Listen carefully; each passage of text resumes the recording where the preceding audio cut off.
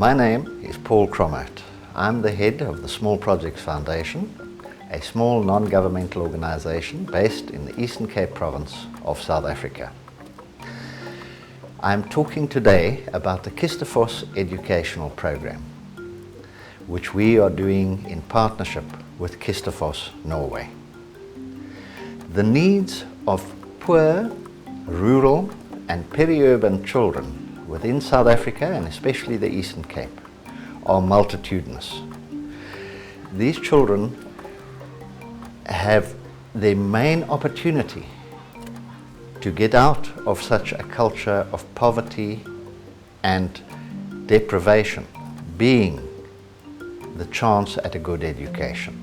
If they can get a good quality education, they have an exit from the poverty that they currently live in. Among the reasons why these children are at a disadvantage are, firstly, that there's a lack of a culture of education and reading in many of the poorer families in the areas where we work. Secondly, many of the children are malnourished and cannot concentrate when they get to school.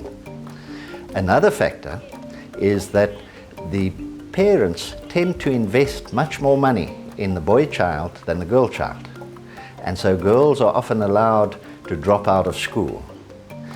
There's also a culture of patriarchism as well as less of a support for girls in terms of sexual and reproductive health and rights. And often when girls become fully developed as young women, they are often quickly involved in early sexual debut. This leads to girls becoming pregnant and dropping out of school. Education, and especially quality education, provides possibly the only clear opportunity for poor young children to get out of the cycle of poverty in their communities. It provides them with the ability to learn skills, show their talents, and in fact be able to find employment and a future for themselves. A further problem is that many of the schools in rural and peri-urban areas are under-resourced. Teachers are poorly motivated, and there's a lack of leadership and hope within many of these schools, which leads to a very poor quality of education being provided to these children who perhaps need it most. The Kistefos educational program looks at dealing with these issues in a systemic way. In the first place, the program looks at supporting early childhood development, and the program has supported 49 early childhood development centers with 49 teachers trained in accredited training so that they can provide the best possible educational enrichment, stimulation and care for more than 1,800 children. The second part of the early childhood development program specifically then looks at providing nutrition for these children who are malnourished and unable to concentrate.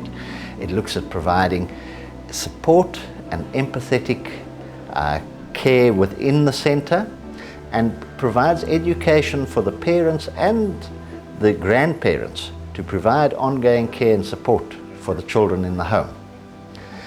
This program has succeeded beyond our wildest dreams in getting a whole range of other stakeholders, ranging from other NGOs, community leaders and the government departments involved to provide extra support and care for such children who are between the ages of 3 and 5.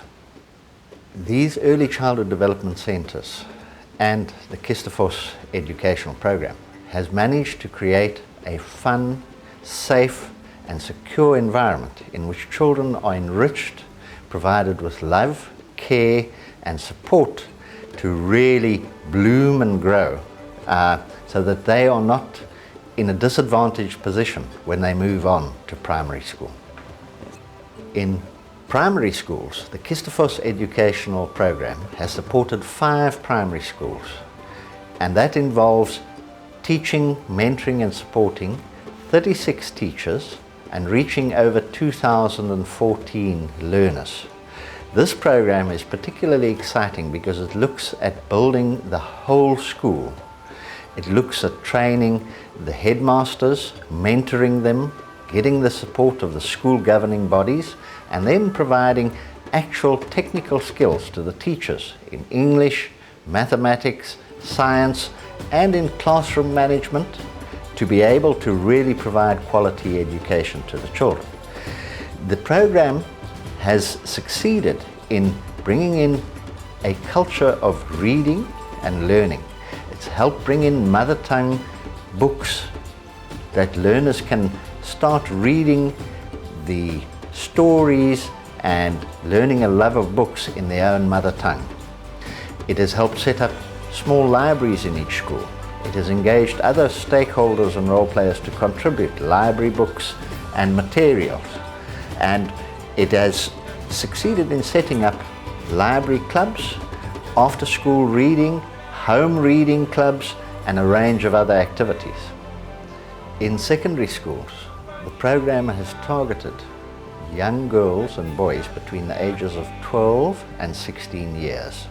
We've managed to reach 14 schools, train 60 teachers and facilitators to be able to provide sexual and reproductive health education, puberty education, and support to young people at the most vulnerable moment of their lives, when they are becoming young men and women.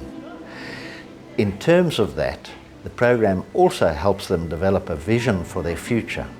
It provides them with skills to actually find or start looking at creating their own jobs to provide a better future for themselves. The secondary schools are supported under the Bright Futures program, through which we've managed to reach 14 schools, train more than 60 teachers, and reach 1,883 girls and over 1,000 boys. In this program, we provide puberty and sexual and reproductive health education and rights, as well as helping boys and girls develop a vision for their future. Particularly interesting has been the results in terms of sport and libraries, in that most of the schools were not having functioning libraries, and most also didn't have sport and extracurricular activities. These mentors have managed to bring back those aspects which are so crucial for the development of young children, and have succeeded greatly in getting the enthusiasm of teachers, principals, and especially the learners. A small project foundation make a great difference in our school and even to the community, especially in the library. The resources that we have in the library, they donated to us. In terms of sport, the sport equipment they given to the learners. So there was no sport at Newlands, but through their effort, sport activities are done, and our rugby teams, especially the under-11s, they are superb. The program has helped get learner support agents appointed, and we've managed to get 30 young volunteers from the communities who are supporting learners at the schools and in the clinics and the communities to improve and run the programs that are often being run after hours at school. These learner support agents have the ability to counsel learners, to provide referral to clinics to help them access grants where there are orphans and vulnerable children, help them access additional nutrition where they're malnourished, and provided invaluable support to the teachers and the schools in terms of extracurricular activities.